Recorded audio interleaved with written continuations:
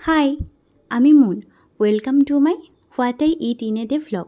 আজকে আমি সারাদিন কী খেয়েছি তা তোমাদের সাথে শেয়ার করব। সকালে খালি পেটেই আমি কিছু মশলা ড্রাই রোস্ট করা থাকে, তো সেগুলো জলের সাথে মিশিয়ে জলটা ফুটিয়ে খাই, তো সেটাই খেয়ে নিচ্ছি। এরপর ব্রেকফাস্টে আজকে খেয়েছিলাম ছাতু। আজ ছিল রবিবার, আর রবিবার মানেই তো বাঙালির বাড়িতে মাংস ভাত হবেই। তো আমি আজকে দুপুরে খেয়েছিলাম ফ্রায়েড রাইস, আর তার সাথে ছিল মাটন কষা। কষা না, এটা ঠিক ঝোলই বলতে পারো, মাটন কষা নয়। তো লাঞ্চটা আজ দারুণ ছিল। তোমরা আজকে লাঞ্চে কী খেয়েছো সেটা আমাকে কমেন্ট করে জানিও। আর সন্ধ্যাবেলা আবার আমার অ্যাজ ইউজুয়াল আগের মতোই খিদে পেয়ে গেছিলো, তো তাই এখন আমি সন্ধ্যাবেলায় চা বানাচ্ছি। আমার চা অলরেডি ডান, তৈরি হয়ে গেছে। তো আজকে আমি আসলে চা প্রতিদিনই সন্ধ্যাবেলায় খাই, কারণ আমি চা খেতেও খুব ভালোবাসি।